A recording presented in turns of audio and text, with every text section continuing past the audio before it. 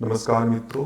कुछ प्रश्नों के संदर्भ में हमने पिछली वीडियो में विचार किया था जिन पे चैलेंज किया जा सकता है। उसमें कुछ फर्स्ट पेपर के प्रश्न थे, कुछ योग के थे। आगे हम योग के और भी कई सारे प्रश्न हैं जिन पर मुझे लगता है कि चैलेंज या विचार कर सकते हैं। तो अगला प्रश्न है कि त्रिशिकी ब्राह्मणोपनिषद के अनुसार उत्तम प्राणायाम के अभ्यास से साधक में हो जाता है। मतलब उत्तम प्राणायाम के अभ्यास के लाभ यहाँ पर कहे गए हैं, पूछे गए हैं आपसे कौन कौन से हैं। और इसका जो ऑप्शन उन्होंने स्वीकार किया है वो आपका फर्स्ट ए बी डी अर्थात अल्प निद्रा, लघु शरीर और आपका अल्पाहारी। इसमें मुझे थोड़ा सा संशय है और वही मैं आपके सामने रखना चाहता हूँ। वहाँ पे जो लाभ है आपके त्रिशिकी ब्राह्मणोपनिषद में या जो प्रभाव है वो दो स्थानों पे दिए गए हैं। एक स्थान पे तो है कि 3 वर्ष की बात आती है, प्राणायाम की बात कह के फिर कहते हैं कि जो व्यक्ति एक दिन इसका अभ्यास करता है तो ये लाभ होंगे और 3 साल तक करता है तो ये। मैं संस्कृत के श्लोक भी पढ़ देता हूँ, सामने में दिखा नहीं पा रहा हूँ आप लोगों को। प्रातर्माध्यम दिने सायं अर्धरात्रि च कुंभकान शनि। ये तो पहले बताया कि कितनी बार प्राणायाम करना चाहिए। उससे अगला ही 102 नंबर का आपका मंत्र है, एकाह मात्रम कुर्वाण सर्व पापैः प्रमुच्यते। हिंदी भी है यहाँ पे कि एक दिन प्राणायाम करने से सभी पापों से मुक्त हो जाता है। संवत्सर त्रयाद ऊर्ध्वम, 3 साल से ऊर्ध्व मतलब 3 साल से ज्यादा अगर अभ्यास करता है तो योग सिद्धो भवेत योगी, वो योग सिद्ध हो जाएगा। विजितेंद्रिय, वो इंद्रियों को जीतने वाला हो जाएगा, वायु को जीतने वाला हो जाएगा। अल्पाशी, कम खाने वाला, जैसे लिखा अल्प खाने वाला। स्वल्प निद्रा, स्वल्प निद्रा वाला। तेजस्वी, बलवान भवेत। अपमृत्युम, अतिक्रम्य दीर्घमायु अवाप्नुयात, मृत्यु को पार करके दीर्घायु की प्राप्ति। तो ये लाभ है 3 साल से अधिक जो अभ्यास करता है। और अपने ऑप्शन भी देखिए, अल्प निद्रा, लघु शरीर और अल्पाहारी। तो ये अल्प निद्रा वाला जो पार्ट आपका स्वल्प निद्रा वो इसके अंदर दिया है, अल्प खाने वाला दिया है। और जो ये है लघु देह है, लघु शरीर मतलब शरीर हल्का हो जाना, वो पार्ट यहाँ पर आपका नहीं लिखा है। एक पार्ट और आता है जिसकी बात ये कर रहे हैं कि ये उत्तम प्राणायाम का अभ्यास, वो यहाँ पर आता है। उसके भी मैं पढ़ूंगा, कुछ मैच उसके होंगे। जैसे लघु देह लिखा था वो मैच हो रहा है आपका। कम खाने वाला मिताहार का लिखा था आपका, मतलब ये अल्पाहारी वो। लेकिन ये अल्प निद्रा वाला जो पार्ट है वो यहाँ पर मैच नहीं हो रहा है। देखो यहाँ पे जो लाभ लिखे हैं, अल्पमूत्र, अल्प शौच, लघु देह, मिताहारी, इंद्रिय में कुशलता, पटुमति, तीनों कालों को जानने वाला आत्मवान। वो संस्कृत भी पढ़ देता हूं मैं। अल्पमूत्रो अल्पविष्टश्च लघु देहो मिताशन। अल्पमूत्र हो गया, अल्पविष्ट मतलब अल्प शौच, लघु देह है ही आपका, मिताशन भी है। पट्विंद्रिय, पटु इंद्रिय मतलब इंद्रियां कुशल होगी। पटुमति ही, पटुमति होगा। काल त्रयवित, तीनों कालों को जानने वाला और आत्मवान, ये लाभ के लिखे हैं। तो उस आधार पे ये मिक्स कर दिया उन्होंने कि अल्प निद्रा वाला ऊपर का ले लिया, दो नीचे के ले लिए, ऐसे मिक्स करके क्वेश्चन बनाया। तो इस पे भी निश्चित रूप से आपत्ति दर्ज कराई जा सकती है कि उत्तम प्राणायाम का जो प्रसंग है त्रिशिकी में, वहां पे दो ही पार्ट आपके लघु शरीर है और अल्पाहारी है, अल्प निद्रा वाला पार्ट नहीं है। या एक पार्ट ये हो सकता है कि मेरे पास जो है योग उपनिषद त्रिशिकी वाली, किसी और पुस्तक के अंदर ये पाठ भेद मिल सकता हो, तो निश्चित रूप से आप देखिएगा अगर यही पाठ मिलता है तो आप इस पे आपत्ति कर सकते हैं। ऑप्शन ठीक नहीं दिए गए हैं। एक इस प्रश्न पे मैं आपका ध्यान आकर्षण करना चाह रहा हूँ। ये योगाभ्यास के अध्यापन विधियां के अनुसार पूछा है कि क्रियाओं द्वारा, क्रियाएं मतलब षटकर्म द्वारा शुद्ध होने वाले क्षेत्रों को अनुक्रम में बताइए। तो क्रम पूछा है कि पहले कौन सा क्षेत्र शुद्ध होगा, फिर कौन सा, फिर कौन सा, और ऐसे करके ये नाम लिखे हैं। तो ये जो उन्होंने प्रश्न बनाया है ना, ये है तो बुक से, लेकिन बुक के अंदर कोई क्रम नहीं दिया है। बुक में बस इतना लिखा है आपका कि षटकर्म द्वारा शुद्ध होने वाले शरीर क्षेत्र हैं, बस नाम लिख दिए, नासा, ग्रसनी, मुख, कपाल, जठर, ग्रसनी, गुद, मलाशय और आंत्र। लेकिन उसी को इन्होंने क्रम में बना के कि इसी क्रम में करना है, जो कि लॉजिकल नहीं लग रहा है। और वही प्रश्न उन्होंने पूछ लिया। यदि कोई डालना चाहे आपत्ति कि वहाँ पर केवल नाम मात्र लिखा है कि भाई हाँ षटकर्म द्वारा ये क्षेत्र है शरीर के जो शुद्ध किए जाते हैं, लेकिन वो इसी क्रम में ही किए जाएंगे जिस आधार पे ये प्रश्न पूछा गया है, तो वो विचारणीय पार्ट है, वो क्रम उचित नहीं लगता है। तो अगर कोई डालना चाहे तो आपत्ति डाल सकता है इस पे। एक प्रश्न ये है वशिष्ठ संहिता का, और इस पर निश्चित रूप इस पे तो आपत्ति डाल ही जा सकती है और इसको स्वीकार भी करेंगे इस चैलेंज को। यहाँ पे मिलान के लिए पूछा था, यम नियम धारणा समाधि और इधर थे तेज शून्यता शौच आस्तिकता। तो इसमें होना चाहिए यम के अंतर्गत आता है आपका शौच, मिताहार शौच करके आता है, तो ए का 3 चलो ठीक है। लेकिन आगे फिर ऑप्शन गलत हो जाता है, नियम के अंतर्गत आपका आस्तिकता आता है, तो बी का 4 होना चाहिए था, जो कि नहीं दिया। मतलब कोई बेटर ऑप्शन नहीं मैच हो रहा है। यहाँ पे ए का 3 ठीक आ गया तो बी का 2 कर दिया, या बी का 4 आ गया तो यहाँ ए का 1 कर दिया।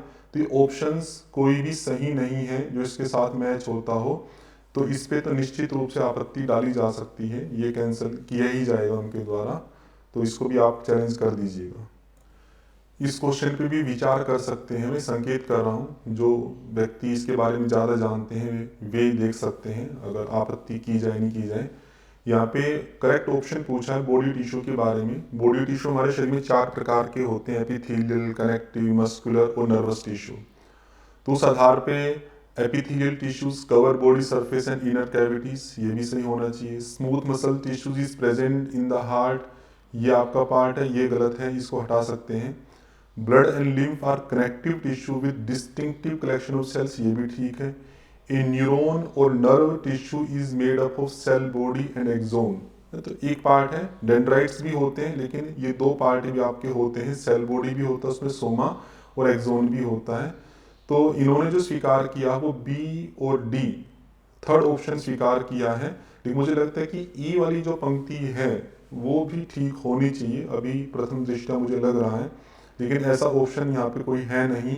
तो आप लोग विचार करके यदि लगे, क्योंकि बॉडी टिश्यू तो कॉमन पार्ट है, कॉमन पार्ट है तो एपिथेलियल का भी ठीक है, ब्लड लिम्फ वाले जो कनेक्टिव टिश्यू है उनका भी ठीक है, और जो नर्वस टिश्यू वाला जो पार्ट आपका आता है तो वो भी ठीक होना चाहिए आपका।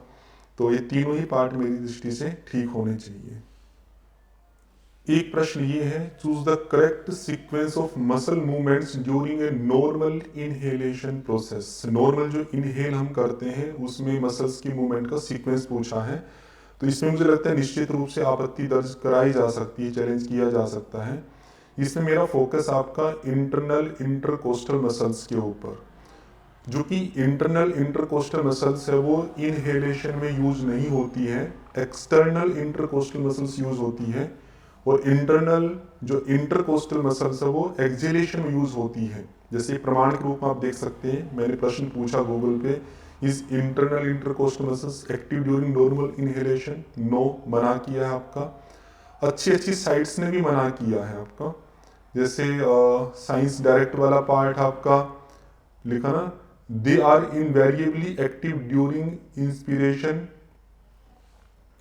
ये देखिए साइंस डायरेक्ट आपकी ऑथेंटिक वेबसाइट मानी जाती है, वहां लिखा था internal intercostal muscles aid active expiration by pulling the ribs downward and inward. Expiration का पार्ट लिखा है इसमें, और भी वेबसाइट आप देख सकते हैं, आप खुद भी चेक कर लीजिएगा बाद में।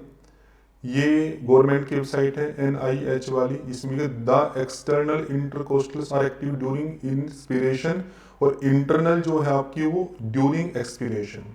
तो उस आधार पे अगर आप देखते हैं तो ये जो ऑप्शन था मुझे अभी गलत ही लग रहा है, ये पंक्ति ही यहाँ पर नहीं होनी चाहिए। और वही पार्ट मेरा रेक्टस एब्डोमिनस के लिए भी है, वो भी आपका एक्सहेलेशन में ही काम करता है, तो इस पे आप विचार करके आपत्ति डाल सकते हैं। क्योंकि नॉर्मली जो इनहेलेशन होता है उसमें मेन 2 ही मसल्स काम करती है, तो डायफ्राम वाला जो पार्ट है आपका, एक external intercostal muscles, normal inhalation में 2 ही मेन काम करती है।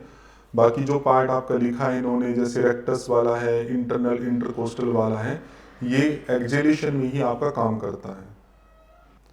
अगला प्रश्न है, एंटी इन्फ्लेमेटरी न्यूट्रिएंट्स के बारे में पूछा है कि कौन कौन से हैं, और इसमें उन्होंने जो स्वीकार किया है आपका वो ACD, मतलब क्वेरसेटिन, बी कॉम्प्लेक्स और ओमेगा 3 फैटी एसिड। मेरा इसमें जो पार्ट था कि कुछ ऑथेंटिक वेबसाइट पे विटामिन A और कुछ पे पोटेशियम को भी एंटी इन्फ्लेमेटरी न्यूट्रिएंट्स के रूप में स्वीकार किया है, जैसे विटामिन ए की देखो तो ये गवर्नमेंट का पार्ट है आपके NIH का।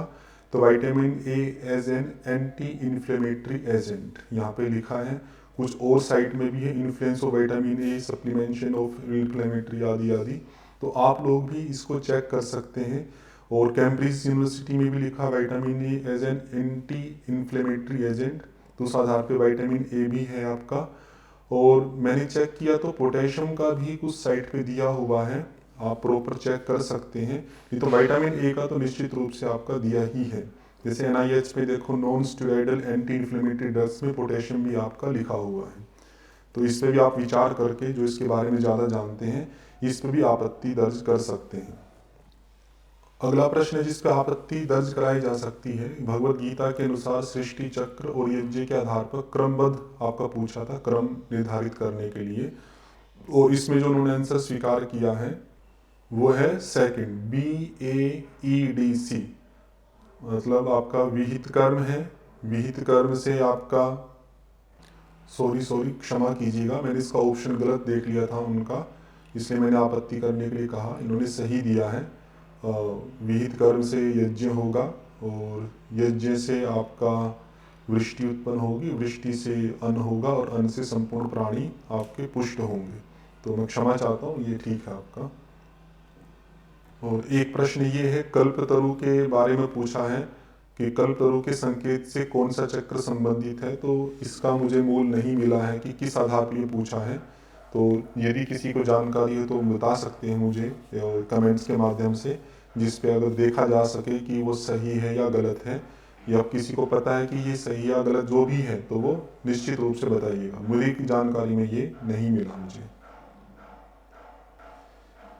एक विचार आप इस प्रश्न पे भी कर सकते हैं, निम्नलिखित में से कौन सा आसन मूल बंध का परिवर्तित रूप है। और इन्होंने जो स्वीकार किया है ऑप्शन आपका, वो फर्स्ट किया है भद्रासन। तो भद्रासन तो लगभग तितली आसन जैसा होता है, तो मेरी दृष्टि से वो मूल बंध का परिवर्तित रूप नहीं होना चाहिए। आप लोग विचार कर सकते हैं जो ज़्यादा जानते हैं। और ब्रह्मचर्य आसन भी ख्याल से होना चाहिए, क्योंकि ब्रह्मचर्य आसन में मूल बंध का पार्ट बड़ा विशेष रूप से रहता ही है। या कोई और भी कोई विचार करे और कुछ अच्छा बता पाए इसमें तो बता सकते हैं, लेकिन भद्रासन वाला पार्ट तो मुझे नहीं लगता कि मूल बंध की तरह से उसमें कोई विशेष प्रभाव गुदा इत्यादि पे पड़ता हो। तो इस पे भी आपत्ति कर सकते हैं। ऐसा ही एक प्रश्न ये भी है जिसका मुझे सोर्स नहीं पता है किस आधार पर उन्होंने इसको स्वीकार किया है, कि किस चक्र की शुद्धि से श्रोत्र एवं मन के माध्यम से, मतलब कान और मन के माध्यम से श्रवण क्षमता, सुनने की क्षमता में तीक्ष्णता उत्पन्न होती है, वो आपका पूछा था। और इसका ऑप्शन जो उन्होंने स्वीकार किया वो विशुद्धि चक्र किया है। विशुद्धि चक्र जो कंठ से संबंधित होता है, तो इसका भी रिलेशन मैं नहीं समझ पा रहा हूँ। यदि कोई आपके पास सोर्स हो जिससे ये आप वेरीफाई कर सकते हो ये सही है या गलत है, तो आप लोग विचार कर सकते हैं। मेरी जानकारी में मुझे ये नहीं मिला है। तो ये कुछ प्रश्न थे जिन पे मैं विचार कर पाया। किन्हीं का तो हमें पक्का पता ही है कि वो गलत है, और कुछ की मुझे जानकारी नहीं थी, लेकिन फिर भी मुझे लगा कि आप लोगों को बताना चाहिए। शायद मेरे से ज़्यादा या कुछ अन्य चीज़ों को आप लोग जानते हो, तो और लोगों को लाभ हो सकता हो उस पर चैलेंज करने के लिए। बाकी कुछ प्रश्नों को छोड़ दिया जाए, मुझे योग का पेपर इजी ही लगा।